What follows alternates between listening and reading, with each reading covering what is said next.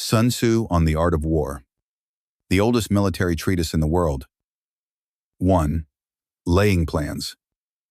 1. Sun Tzu said, "The art of war is of vital importance to the state." 2. It is a matter of life and death, a road either to safety or to ruin. Hence, it is a subject of inquiry which can on no account be neglected. 3. The art of war, then, is governed by 5 constant factors to be taken into account in one's deliberations when seeking to determine the conditions obtaining in the field. 4. These are the moral law, heaven, earth, the commander, method and discipline. 5 and 6. The moral law causes the people to be in complete accord with their ruler, so that they will follow him regardless of their lives, undismayed by any danger. 7. Heaven signifies night and day, cold and heat, times and seasons. 8. Earth comprises distances, great and small, danger and security, open ground and narrow passes, the chances of life and death. 9. The commander stands for the virtues of wisdom, sincerely, benevolence, courage, and strictness. 10.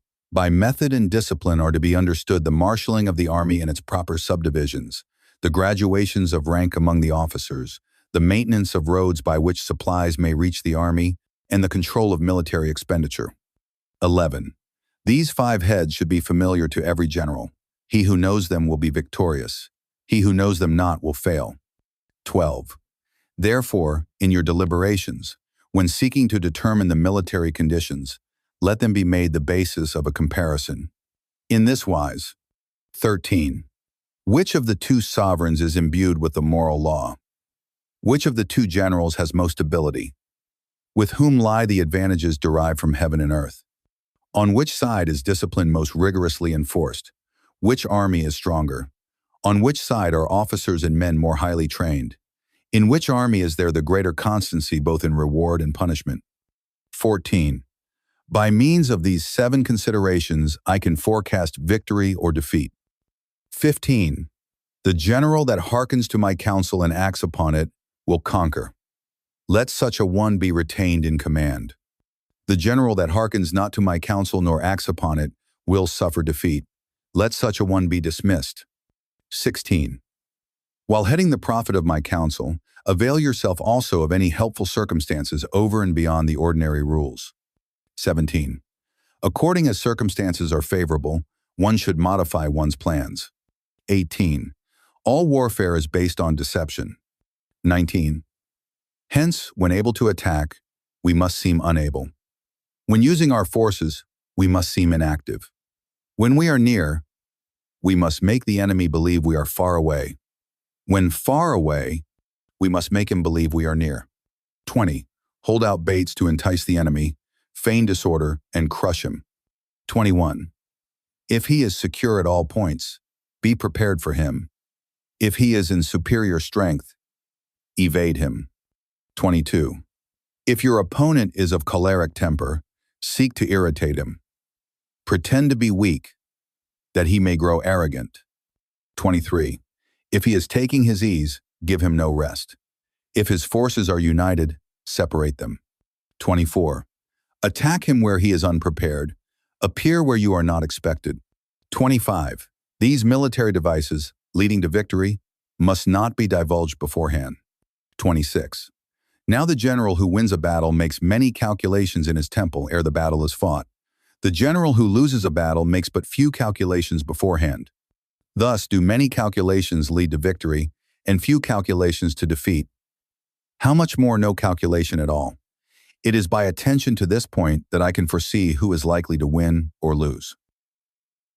2. Waging war. 1. Sun Tzu said, "In the operations of war, where there are in the field 1,000 swift chariots, as many heavy chariots, and 100,000 mail-clad soldiers, with provisions enough to carry them 1,000 li, the expenditure at home and at the front, including entertainment of guests, small items such as glue and paint, and sums spent on chariots and armor, will reach the total of 1,000 ounces of silver per day. Such is the cost of raising an army of 100,000 men." 2. When you engage in actual fighting, if victory is long in coming, then men's weapons will grow dull and their ardor will be damped. If you lay siege to a town, you will exhaust your strength. 3. Again, if the campaign is protracted, the resources of the state will not be equal to the strain. 4. Now, when your weapons are dulled, your ardor damped, your strength exhausted, and your treasure spent, other chieftains will spring up to take advantage of your extremity. Then no man, however wise, will be able to avert the consequences that must ensue. 5. Thus, though we have heard of stupid haste in war, cleverness has never been seen associated with long delays. 6.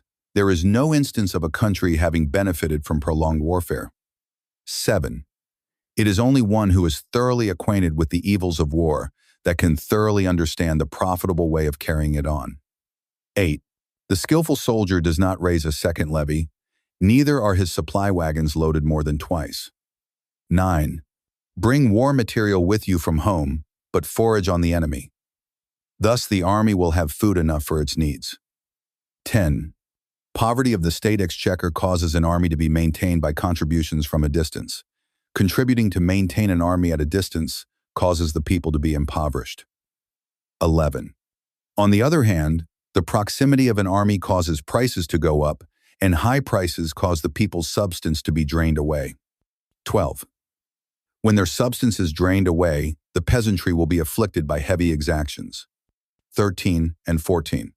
With this loss of substance and exhaustion of strength, the homes of the people will be stripped bare, and 3/10 of their income will be dissipated, while government expenses for broken chariots, worn out horses, breastplates and helmets, bows and arrows, spears and shields, protective mantles, draught oxen and heavy wagons will amount to 4/10 of its total revenue. 15. Hence a wise general makes a point of foraging on the enemy. 1 cartload of the enemy's provisions is equivalent to 20 of one's own, and likewise a single pickle of his provender is equivalent to 20 from one's own store. 16.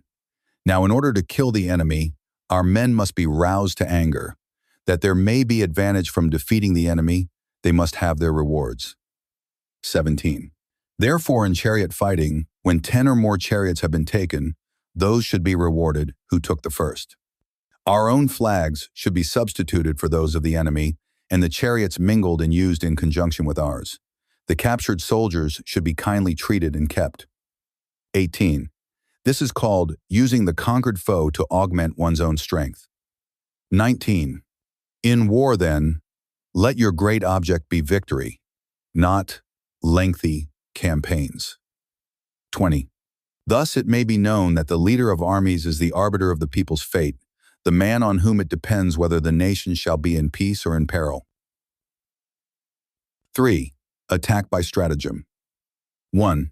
Sun Tzu said, "In the practical art of war, the best thing of all is to take the enemy's country whole and intact. To shatter and destroy it is not so good. So too, it is better to recapture an army entire than to destroy it, to capture a regiment, a detachment, or a company entire than to destroy them. 2. Hence to fight and conquer in all your battles is not supreme excellence. Supreme excellence consists in breaking the enemy's resistance without fighting. 3. Thus the highest form of generalship is to balk the enemy's plans. The next best is to prevent the junction of the enemy's forces. The next in order is to attack the enemy's army in the field. And the worst policy of all is to besiege walled cities. 4. The rule is not to besiege walled cities if it can possibly be avoided. The preparation of mantlets, movable shelters, and various implements of war will take up 3 whole months, and the piling up of mounds over against the walls will take 3 months more. 5. The general, unable to control his irritation, will launch his men to the assault like swarming ants, with the result that 1/3 of his men are slain while the town still remains untaken. Such are the disastrous effects of a siege. 6. Therefore the skillful leader subdues the enemy's troops without any fighting. He captures their cities without laying siege to them. He overthrows their kingdom without lengthy operations in the field. 7. With his forces intact, he will dispute the mastery of the empire, and thus, without losing a man, his triumph will be complete. This is the method of attacking by stratagem. 8. It is the rule in war, if our forces are 10 to the enemy's 1, to surround him. If 5 to 1, to attack him. If twice as numerous, to divide our army into 2. 9. If equally matched, we can offer battle. If slightly inferior in numbers, we can avoid the enemy. If quite unequal in every way, we can flee from him. 10.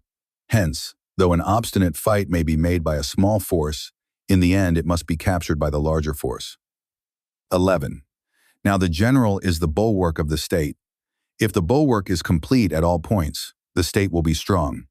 If the bulwark is defective, the state will be weak. 12. There are 3 ways in which a ruler can bring misfortune upon his army. 13. 1. By commanding the army to advance or to retreat, being ignorant of the fact that it cannot obey. This is called hobbling the army. 14. 2. By attempting to govern an army in the same way as he administers a kingdom, being ignorant of the conditions which obtain in an army. This causes restlessness in the soldiers' minds. 15. 3. By employing the officers of his army without discrimination, through ignorance of the military principle of adaptation to circumstances. This shakes the confidence of the soldiers. 16. But when the army is restless and distrustful, trouble is sure to come from the other feudal princes. This is simply bringing anarchy into the army and flinging victory away. 17. Thus we may know that there are 5 essentials for victory. 1. He will win who knows when to fight and when not to fight. 2. He will win who knows how to handle both superior and inferior forces. 3. He will win whose army is animated by the same spirit throughout all its ranks. 4. He will win who, prepared himself, waits to take the enemy unprepared.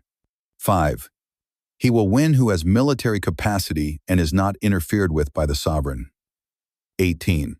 Hence the saying, if you know the enemy and know yourself, you need not fear the result of 100 battles.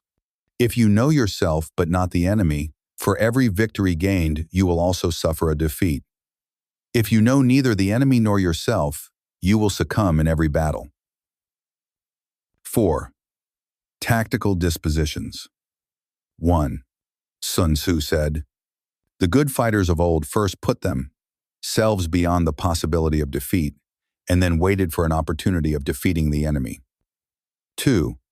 To secure ourselves against defeat lies in our own hands, but the opportunity of defeating the enemy is provided by the enemy himself. 3. Thus the good fighter is able to secure himself against defeat, but cannot make certain of defeating the enemy. 4. Hence the saying, one may know how to conquer without being able to do it. 5. Security against defeat implies defensive tactics. Ability to defeat the enemy means taking the offensive. 6. Standing on the defensive indicates insufficient strength, attacking a superabundance of strength. 7. The general who is skilled in defense hides in the most secret recesses of the earth. He who is skilled in attack flashes forth from the topmost heights of heaven. Thus, on the one hand, we have ability to protect ourselves, on the other, a victory that is complete. 8. To see victory only when it is within the ken of the common herd is not the acme of excellence. 9. Neither is it the acme of excellence if you fight and conquer, and the whole empire says, well done. 10. To lift an autumn hair is no sign of great strength. To see the sun and moon is no sign of sharp sight. To hear the noise of thunder is no sign of a quick ear. 11. What the ancients called a clever fighter is one who not only wins, but excels in winning with ease. 12. Hence his victories bring him neither reputation for wisdom nor credit for courage. 13. He wins his battles by making no mistakes. Making no mistakes is what establishes the certainty of victory, for it means conquering an enemy that is already defeated. 14. Hence the skillful fighter puts himself into a position which makes defeat impossible and does not miss the moment for defeating the enemy. 15. Thus it is that in war the victorious strategist only seeks battle after the victory has been won, whereas he who is destined to defeat first fights and afterwards looks for victory. 16. The consummate leader cultivates the moral law and strictly adheres to method and discipline. Thus it is in his power to control success. 17. In respect of military method, we have, firstly, measurement, secondly, estimation of quantity, thirdly, calculation, fourthly, balancing of chances, fifthly, victory. 18. Measurement owes its existence to earth, estimation of quantity to measurement, calculation to estimation of quantity, balancing of chances to calculation, and victory to balancing of chances. 19. A victorious army opposed to a routed one is, as a pound's weight placed in the scale against a single grain. 20. The onrush of a conquering force is like the bursting of pent-up waters into a chasm 1,000 fathoms deep. 5. Energy. 1. Sun Tzu said, "The control of a large force is the same principle as the control of a few men. It is merely a question of dividing up their numbers." 2. Fighting with a large army under your command is nowise different from fighting with a small one. It is merely a question of instituting signs and signals. 3. To ensure that your whole host may withstand the brunt of the enemy's attack and remain unshaken, this is effected by maneuvers direct and indirect. 4. That the impact of your army may be like a grindstone dashed against an egg, this is effected by the science of weak points and strong. 5. In all fighting, the direct method may be used for joining battle, but indirect methods will be needed in order to secure victory. 6. Indirect tactics, efficiently applied, are inexhaustible as heaven and earth, unending as the flow of rivers and streams. Like the sun and moon, they end but to begin anew. Like the four seasons, they pass away to return once more. 7. There are not more than 5 musical notes, yet the combinations of these 5 give rise to more melodies than can ever be heard. 8. There are not more than 5 primary colors: blue, yellow, red, white, and black. Yet in combination they produce more hues than can ever been seen. 9.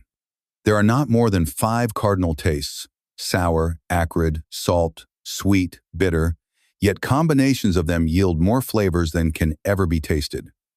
10. In battle, there are not more than 2 methods of attack: the direct and the indirect, yet these 2 in combination give rise to an endless series of maneuvers. 11. The direct and the indirect lead onto each other in turn. It is like moving in a circle. You never come to an end. Who can exhaust the possibilities of their combination? 12. The onset of troops is like the rush of a torrent which will even roll stones along in its course. 13. The quality of decision is like the well-timed swoop of a falcon which enables it to strike and destroy its victim.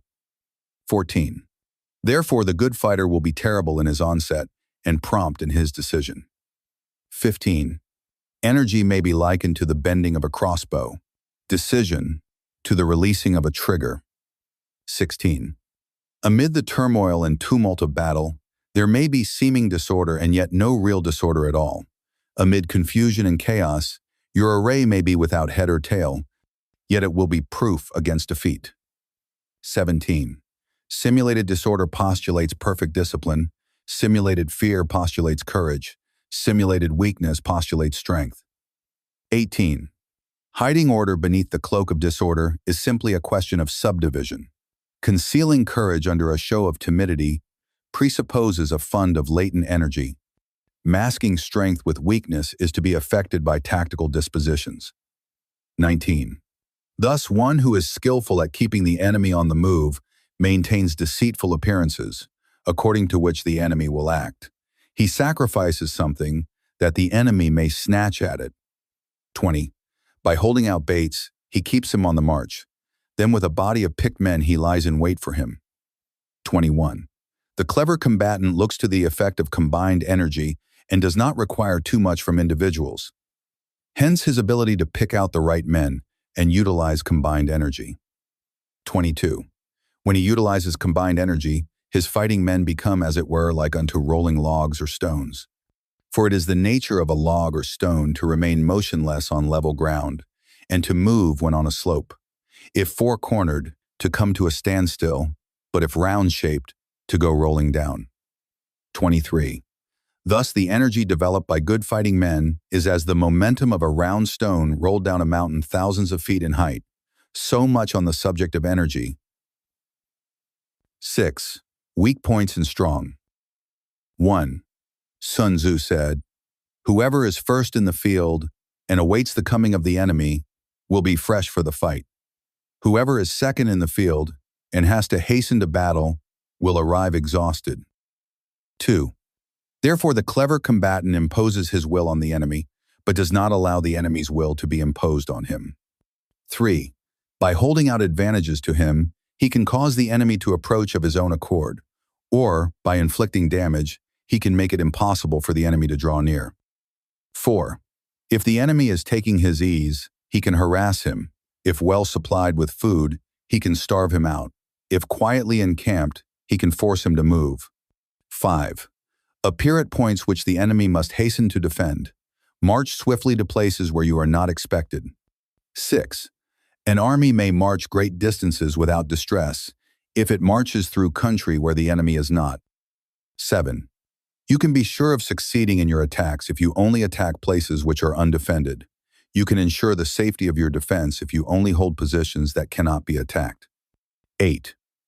Hence that general is skillful in attack whose opponent does not know what to defend, and he is skillful in defense whose opponent does not know what to attack. 9. O divine art of subtlety and secrecy! Through you we learn to be invisible, through you inaudible, and hence we can hold the enemy's fate in our hands. 10. You may advance and be absolutely irresistible if you make for the enemy's weak points. You may retire and be safe from pursuit if your movements are more rapid than those of the enemy. 11. If we wish to fight, the enemy can be forced to an engagement even though he be sheltered behind a high rampart and a deep ditch. All we need do is attack some other place that he will be obliged to relieve. 12.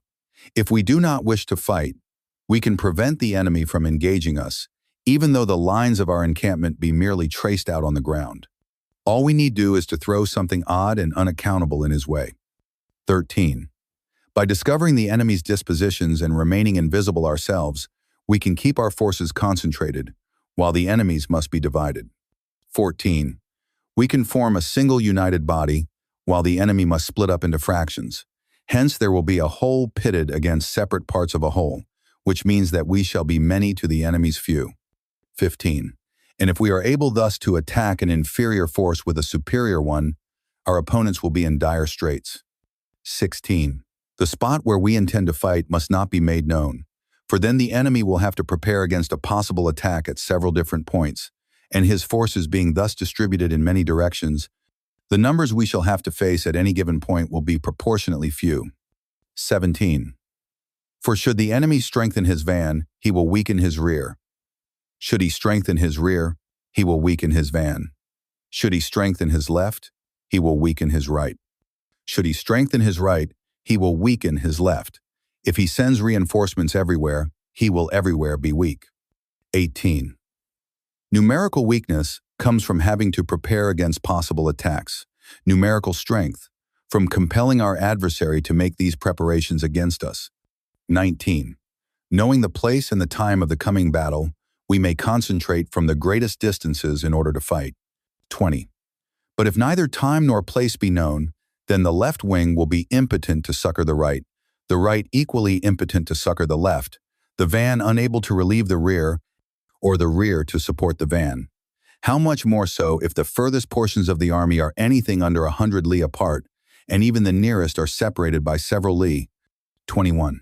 Though according to my estimate the soldiers of Yue exceed our own in number, that shall advantage them nothing in the matter of victory. I say then that victory can be achieved. 22. Though the enemy be stronger in numbers, we may prevent him from fighting.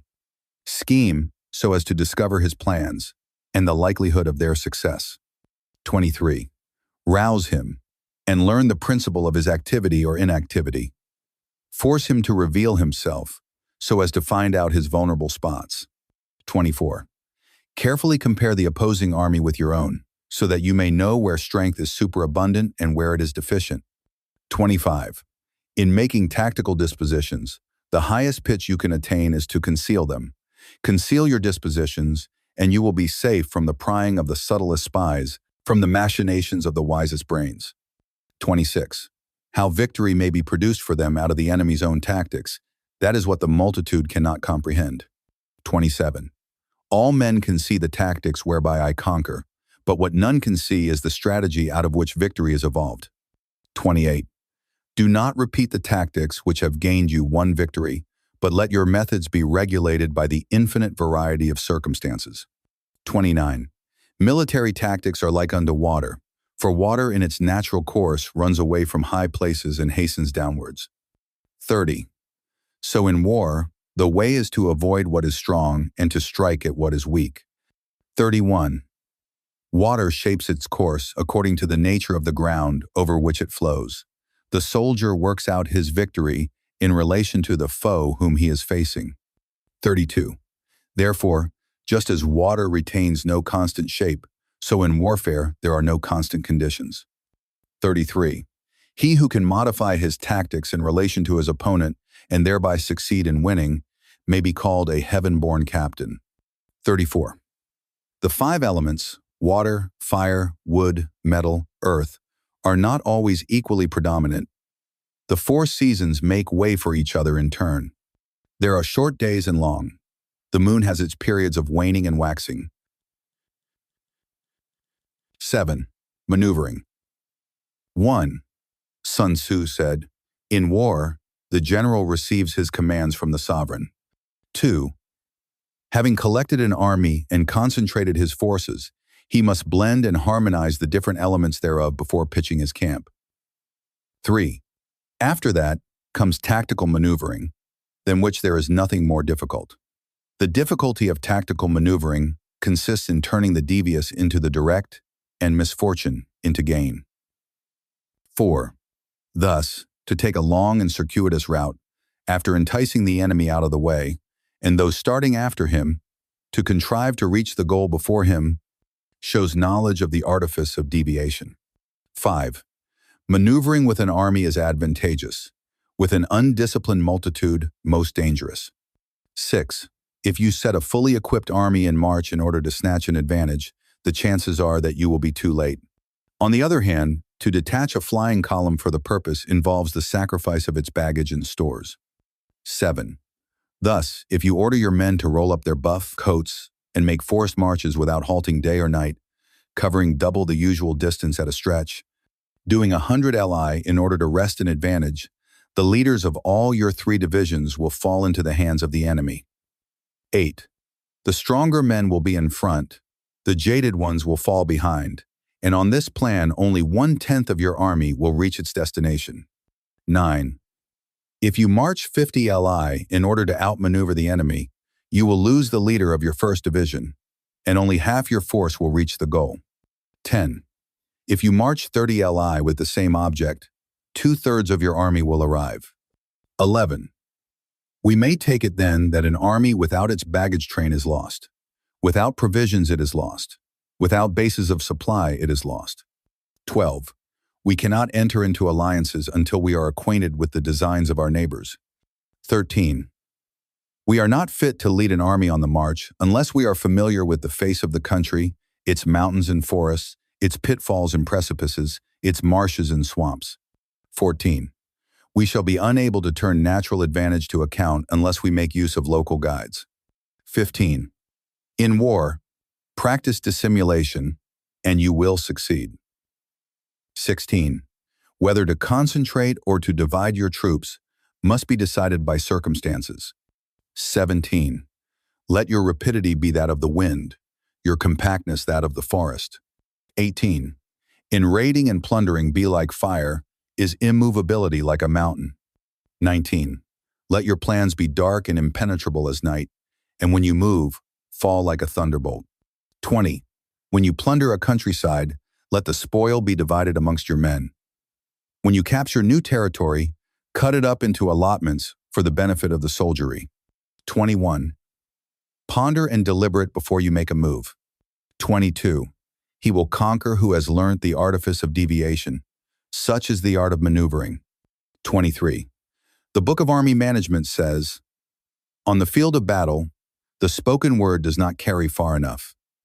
Hence the institution of gongs and drums. Nor can ordinary objects be seen clearly enough. Hence the institution of banners and flags. 24.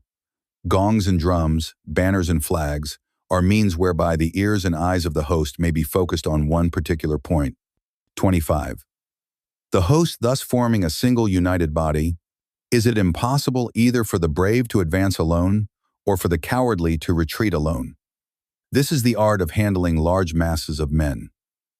26. In night fighting, then, make much use of signal fires and drums, and in fighting by day, of flags and banners, as a means of influencing the ears and eyes of your army. 27. A whole army may be robbed of its spirit. A commander-in-chief may be robbed of his presence of mind. 28. Now a soldier's spirit is keenest in the morning. By noonday it has begun to flag, and in the evening his mind is bent only on returning to camp. 29. A clever general, therefore, avoids an army when its spirit is keen, but attacks it when it is sluggish and inclined to return. This is the art of studying moods. 30. Disciplined and calm, to await the appearance of disorder and hubbub amongst the enemy, this is the art of retaining self-possession. 31. To be near the goal while the enemy is still far from it, to wait at ease while the enemy is toiling and struggling, to be well fed while the enemy is famished. This is the art of husbanding one's strength. 32. To refrain from intercepting an enemy whose banners are in perfect order, to refrain from attacking an army drawn up in calm and confident array. This is the art of studying circumstances. 33.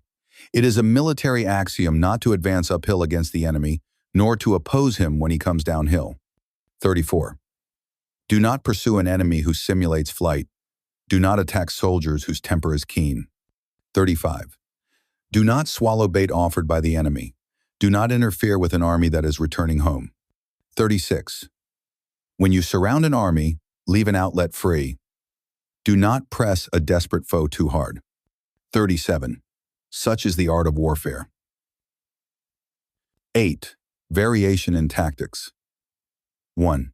Sun Tzu said, "In war, the general receives his commands from the sovereign, collects his army, and concentrates his forces." 2. When in difficult country, do not encamp. In country where high roads intersect, join hands with your allies. Do not linger in dangerously isolated positions. In hemmed-in situations, you must resort to stratagem. In desperate position, you must fight. 3. There are roads which must not be followed, armies which must be not attacked, towns which must be besieged, positions which must not be contested, commands of the sovereign which must not be obeyed. 4. The general who thoroughly understands the advantages that accompany variation of tactics knows how to handle his troops. 5. The general who does not understand these may be well acquainted with the configuration of the country, yet he will not be able to turn his knowledge to practical account. 6. So, the student of war who is unversed in the art of war of varying his plans, even though he be acquainted with the 5 advantages, will fail to make the best use of his men. 7. Hence in the wise leader's plans, considerations of advantage and of disadvantage will be blended together. 8. If our expectation of advantage be tempered in this way, we may succeed in accomplishing the essential part of our schemes. 9.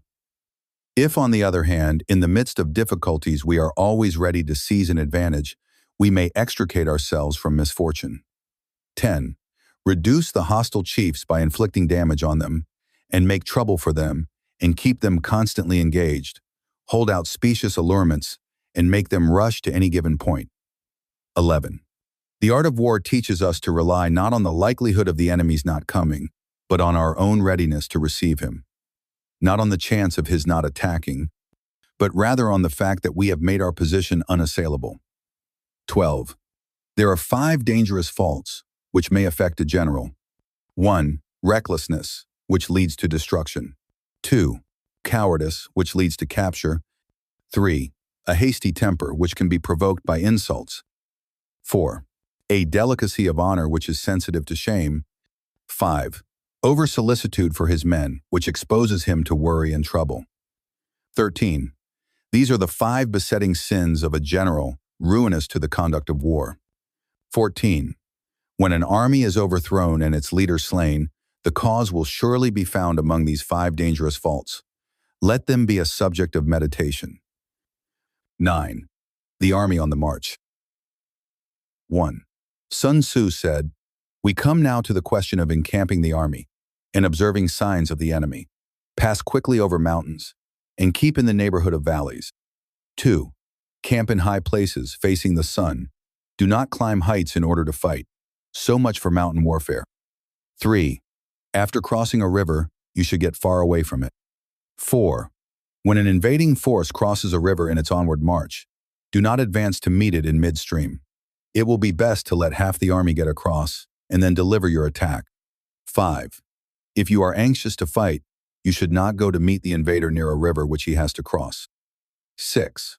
Moor your craft higher up than the enemy and facing the sun. Do not move upstream to meet the enemy.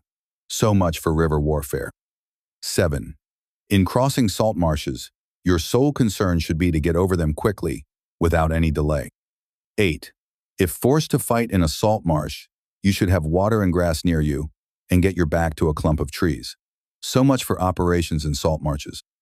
9. In dry, level country, take up an easily accessible position with rising ground to your right and on your rear, so that the danger may be in front and safety lie behind. So much for campaigning in flat country. 10. These are the 4 useful branches of military knowledge, which enabled the Yellow Emperor to vanquish 4 several sovereigns. 11. All armies prefer high ground to low and sunny places to dark. 12. If you are careful of your men and camp on hard ground, the army will be free from disease of every kind, and this will spell victory. 13. When you come to a hill or a bank, occupy the sunny side with the slope on your right rear. Thus you will at once act for the benefit of your soldiers and utilize the natural advantages of the ground. 14. When, in consequence of heavy rains up country, a river which you wish to ford is swollen and flecked with foam, you must wait until it subsides. 15.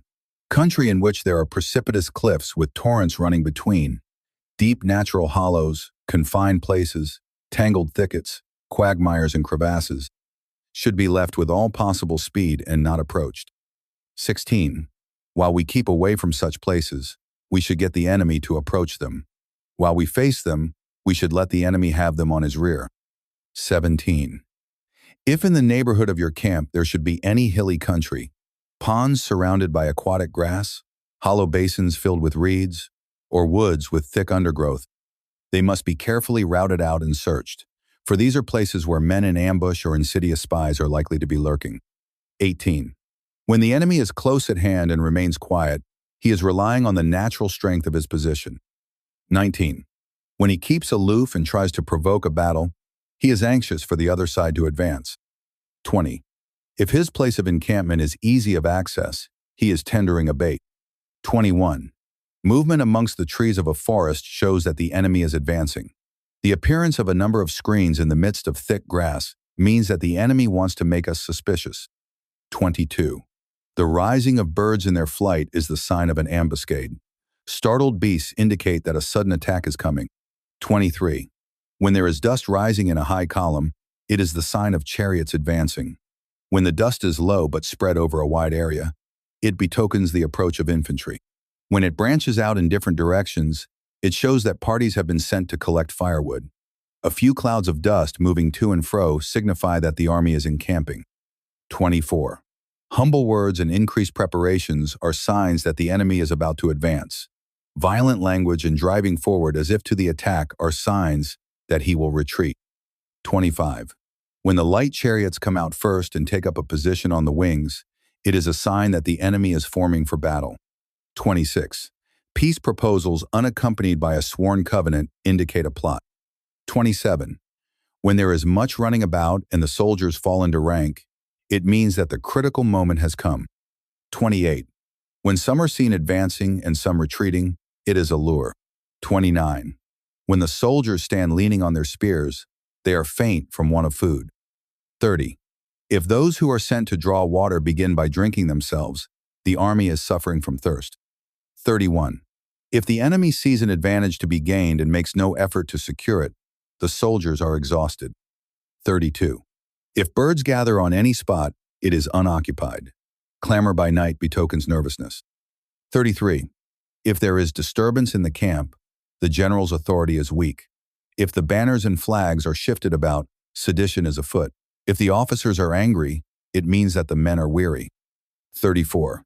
When an army feeds its horses with grain and kills its cattle for food, and when the men do not hang their cooking pots over the campfires, showing that they will not return to their tents, you may know that they are determined to fight to the death. 35. The sight of men whispering together in small knots or speaking in subdued tones points to disaffection amongst the rank and file. 36. Too frequent rewards signify that the enemy is at the end of his resources. Too many punishments betray a condition of dire distress. 37. To begin by bluster, but afterwards to take fright at the enemy's numbers, shows a supreme lack of intelligence. 38. When envoys are sent with compliments in their mouths, it is a sign that the enemy wishes for a truce. 39. If the enemy's troops march up angrily and remain facing ours for a long time without either joining battle or taking themselves off again, the situation is one that demands great vigilance and circumspection. 40. If our troops are no more in number than the enemy, that is amply sufficient. It only means that no direct attack can be made. What we can do is simply to concentrate all our available strength, keep a close watch on the enemy, and obtain reinforcements. 41. He who exercises no forethought but makes light of his opponents is sure to be captured by them. 42. If soldiers are punished before they have grown attached to you, they will not prove submissive, and, unless submissive, then will be practically useless. If, when the soldiers have become attached to you, punishments are not enforced, they will still be unless. 43. Therefore, soldiers must be treated in the first instance with humanity, but kept under control by means of iron discipline. This is a certain road to victory. 44. If in training, soldiers' commands are habitually enforced, the army will be well disciplined. If not, its discipline will be bad. 45. If a general shows confidence in his men, but always insists on his orders being obeyed, the gain will be mutual. 10. Terrain. 1. Sun Tzu said, "We may distinguish 6 kinds of terrain, to wit, 1. Accessible ground. 2. Entangling ground. 3. Temporizing ground. 4. Narrow passes. 5. Precipitous heights. 6. Positions at a great distance from the enemy. 2. Ground which can be freely traversed by both sides is called accessible. 3. With regard to ground of this nature, be before the enemy in occupying the raised and sunny spots, and carefully guard your line of supplies. Then you will be able to fight with advantage. 4. Ground which can be abandoned but is hard to reoccupy is called entangling. 5. From a position of this sort, if the enemy is unprepared, you may sally forth and defeat him. But if the enemy is prepared for your coming, and you fail to defeat him, then, return being impossible, disaster will ensue. 6. When the position is such that neither side will gain by making the first move, it is called temporizing ground. 7. In a position of this sort, even though the enemy should offer us an attractive bait, it will be advisable not to stir forth, but rather to retreat, thus enticing the enemy in his turn. Then, when part of his army has come out, we may deliver our attack with advantage. 8. With regard to narrow passes, if you can occupy them first, let them be strongly garrisoned and await the advent of the enemy. 9. Should the army forestall you in occupying a pass, do not go after him if the pass is fully garrisoned, but only if it is weakly garrisoned. 10. With regard to precipitous heights, if you are beforehand with your adversary, you should occupy the raised and sunny spots, and there wait for him to come up. 11. If the enemy has occupied them before you, do not follow him, but retreat and try to entice him away. 12. If you are situated at a great distance from the enemy, and the strength of the two armies is equal, it is not easy to provoke a battle, and fighting will be to your disadvantage. 13. These 6 are the principles connected with earth. The general who has attained a responsible post must be careful to study them. 14. Now an army is exposed to 6 several calamities, not arising from natural causes, but from faults for which the general is responsible. These are flight, insubordination, collapse, ruin, disorganization, rout. 15. Other conditions being equal, if one force is hurled against another 10 times its size, the result will be the flight of the former. 16. When the common soldiers are too strong and their officers too weak, the result is insubordination. When the officers are too strong and the common soldiers too weak, the result is collapse. 17. When the higher officers are angry and insubordinate, and on meeting the enemy give battle on their own account from a feeling of resentment, before the commander-in-chief can tell whether or no he is in a position to fight, the result is ruin. 18. When the general is weak and without authority, when his orders are not clear and distinct, when there are no fixed duties assigned to officers and men, and the ranks are formed in a slovenly, haphazard manner, the result is utter disorganization. 19. When a general, unable to estimate the enemy's strength, allows an inferior force to engage a larger one, or hurls a weak detachment against a powerful one, and neglects to place picked soldiers in the front rank, the result must be rout. 20. These are 6 ways of courting defeat, which must be carefully noted by the general who has attained a responsible post. 21. The natural formation of the country is the soldier's best ally, but a power of estimating the adversary, of controlling the forces of victory, and of shrewdly calculating difficulties, dangers, and distances, constitutes the test of a great general. 22. He who knows these things, and in fighting puts his knowledge into practice, will win his battles. He who knows them not, nor practices them, will surely be defeated. 23. If fighting is sure to result in victory, then you must fight, even though the ruler forbid it. If fighting will not result in victory, then you must not fight even at the ruler's bidding. 24. The general who advances without coveting fame and retreats without fearing disgrace, whose only thought is to protect his country and do good service for his sovereign, is the jewel of the kingdom. 25. Regard your soldiers as your children, and they will follow you into the deepest valleys. Look upon them as your own beloved sons, and they will stand by you even unto death. 26.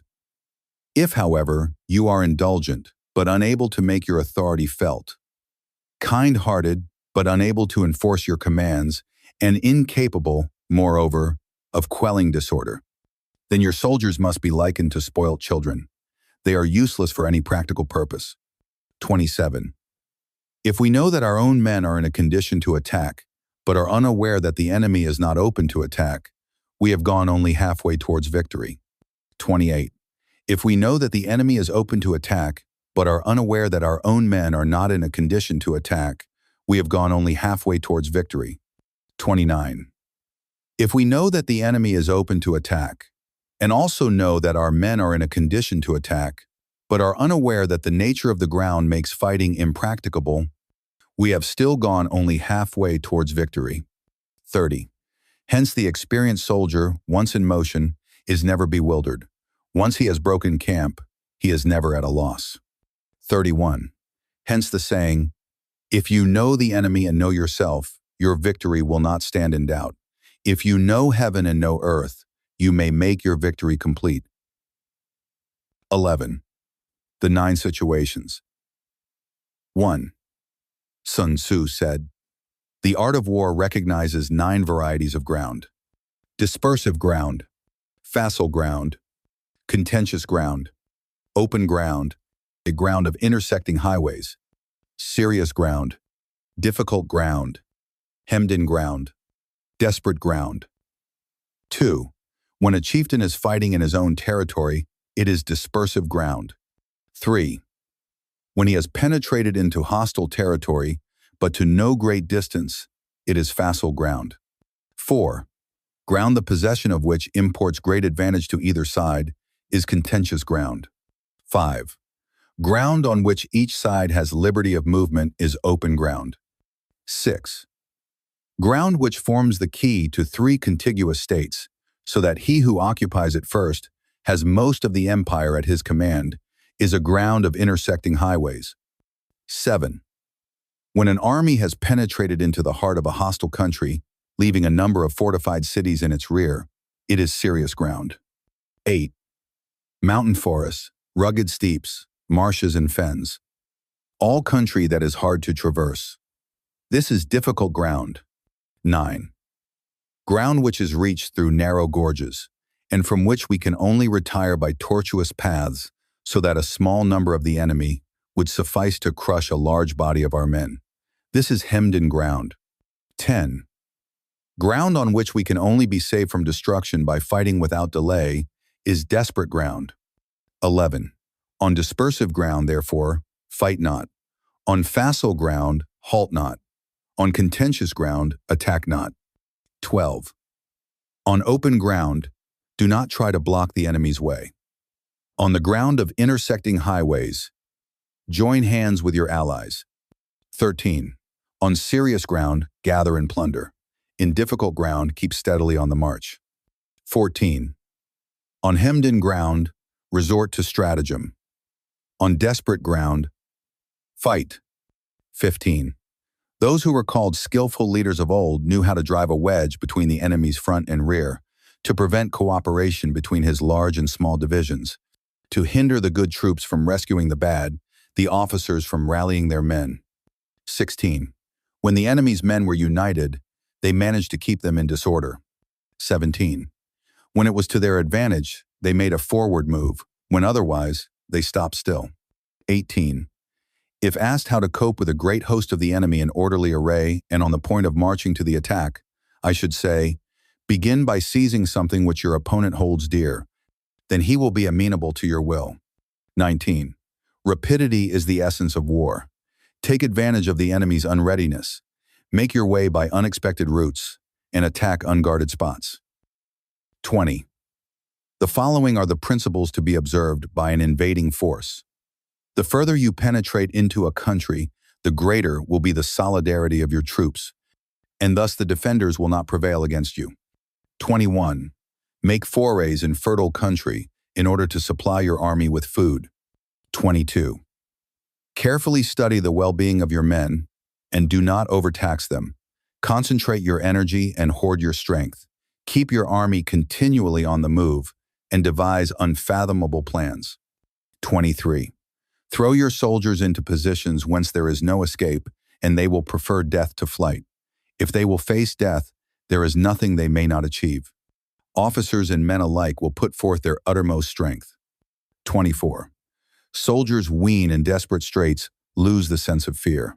If there is no place of refuge, they will stand firm. If they are in hostile country, they will show a stubborn front. If there is no help for it, they will fight hard. 25. Thus, without waiting to be marshaled, the soldiers will be constantly on the qui vive. Without waiting to be asked, they will do your will. Without restrictions, they will be faithful. Without giving orders, they can be trusted. 26. Prohibit the taking of omens and do away with superstitious doubts. Then, until death itself comes, no calamity need be feared. 27. If our soldiers are not overburdened with money, it is not because they have a distaste for riches. If their lives are not unduly long, it is not because they are disinclined to longevity. 28. On the day they are ordered out to battle, your soldiers may weep, those sitting up bedewing their garments, and those lying down letting the tears run down their cheeks. But let them once be brought to bay, and they will display the courage of a Chu or a Kuei. 29. The skillful tactician may be likened to the Shuai January. Now the Shuaijan is a snake that is found in the Chung Mountains. Strike at its head, and you will be attacked by its tail. Strike at its tail, and you will be attacked by its head. Strike at its middle, and you will be attacked by head and tail both. 30. Asked if an army can be made to imitate the Shuaijan, I should answer, yes. For the men of Wu and the men of Yue are enemies. Yet if they are crossing a river in the same boat and are caught by a storm, they will come to each other's assistance just as the left hand helps the right. 31. Hence it is not enough to put one's trust in the tethering of horses and the burying of chariot wheels in the ground. 32. The principle on which to manage an army is to set up one standard of courage which all must reach. 33. How to make the best of both strong and weak. That is a question involving the proper use of ground. 34. Thus the skillful general conducts his army just as though he were leading a single man, willy-nilly, by the hand. 35. It is the business of a general to be quiet and thus ensure secrecy, upright and just, and thus maintain order. 36. He must be able to mystify his officers and men by false reports and appearances, and thus keep them in total ignorance. 37. By altering his arrangements and changing his plans, he keeps the enemy without definite knowledge. By shifting his camp and taking circuitous routes, he prevents the enemy from anticipating his purpose. 38. At the critical moment, the leader of an army acts like one who has climbed up a height and then kicks away the ladder behind him. He carries his men deep into hostile territory before he shows his hand. 39. He burns his boats and breaks his cooking pots. Like a shepherd driving a flock of sheep, he drives his men this way and that, and nothing knows whither he is going. 40. To muster his host and bring it into danger, this may be termed the business of the general. 41.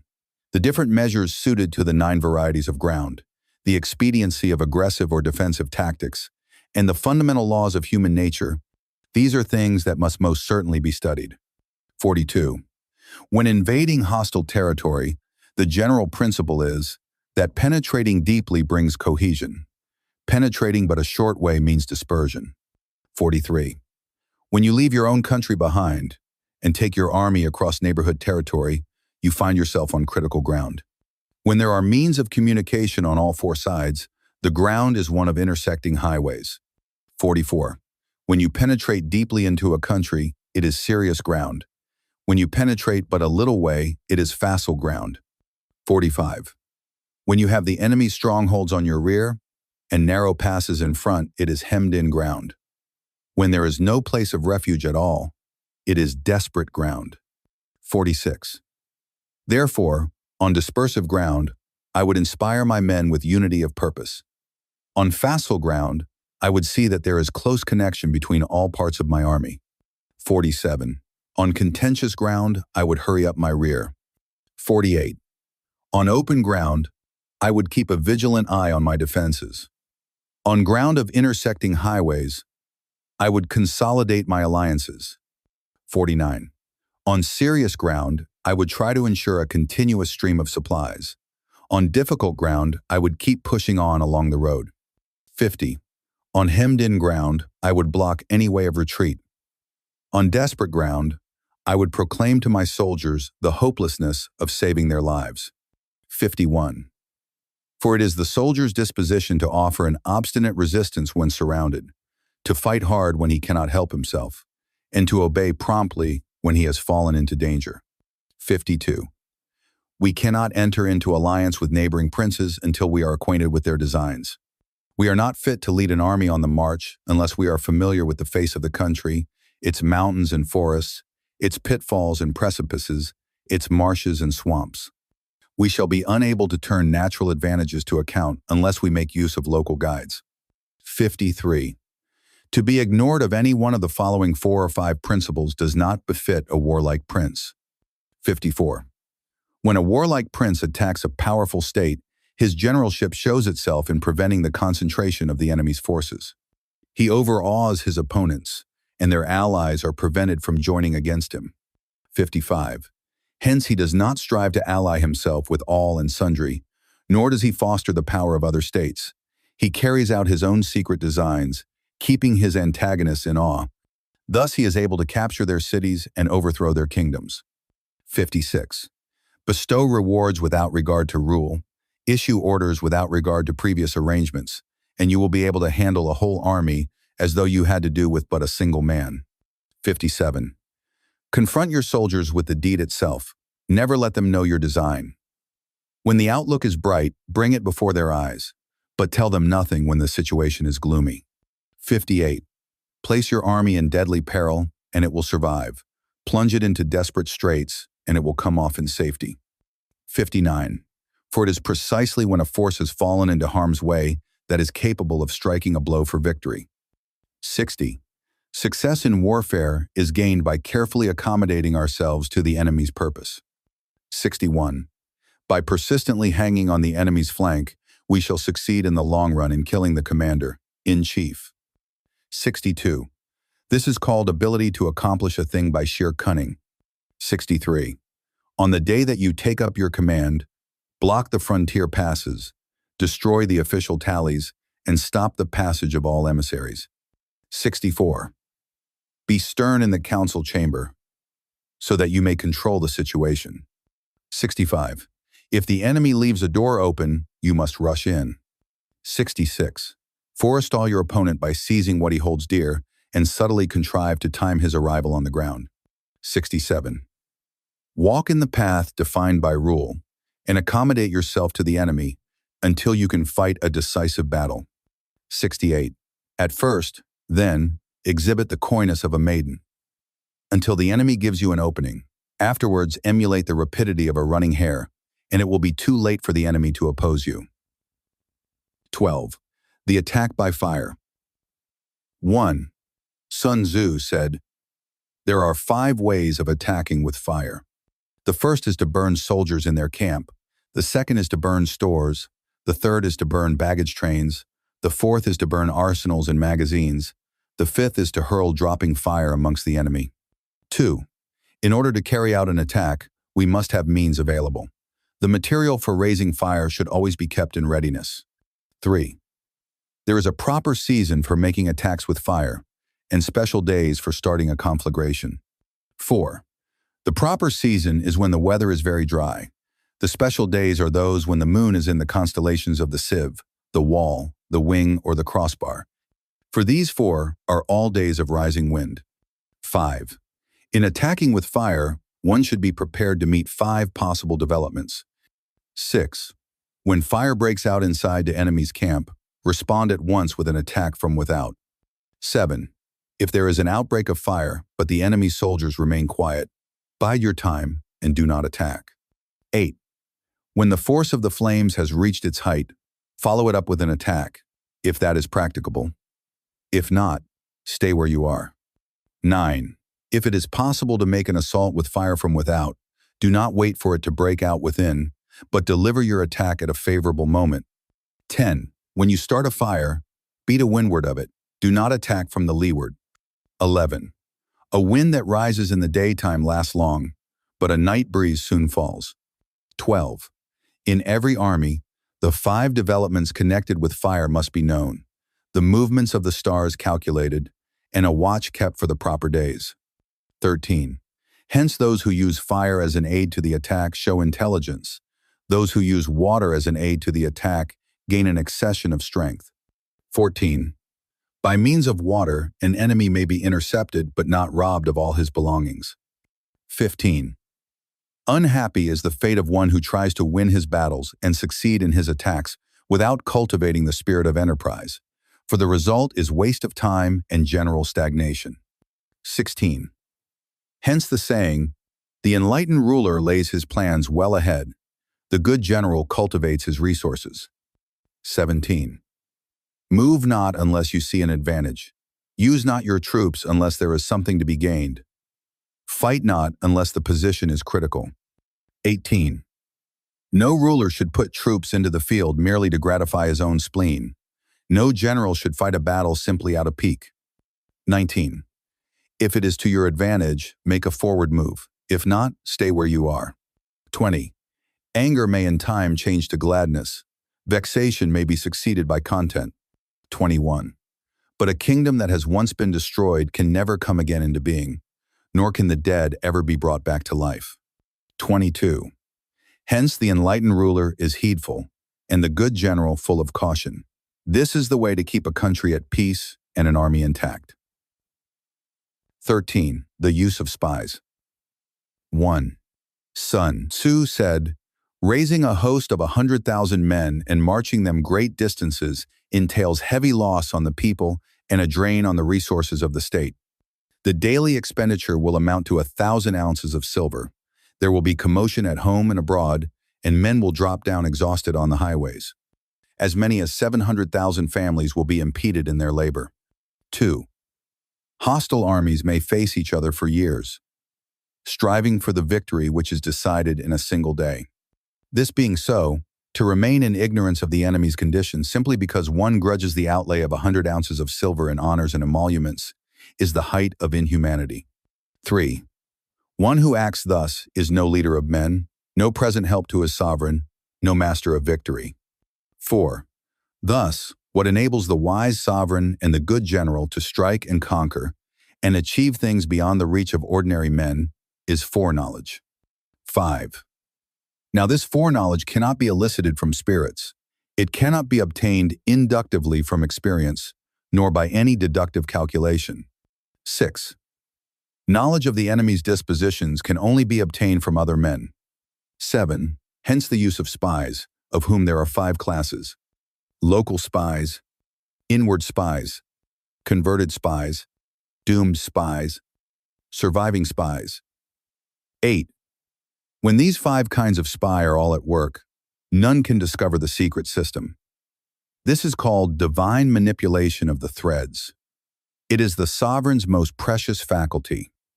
9. Having local spies means employing the services of the inhabitants of a district. 10. Having inward spies making use of officials of the enemy. 11. Having converted spies, getting hold of the enemy's spies and using them for our own purposes. 12. Having doomed spies, doing certain things openly for purposes of deception, and allowing our spies to know of them and report them to the enemy. 13. Surviving spies, finally, are those who bring back news from the enemy's camp. 14. Hence it is that which none in the whole army are more intimate relations to be maintained than with spies. None should be more liberally rewarded. In no other business should greater secrecy be preserved. 15.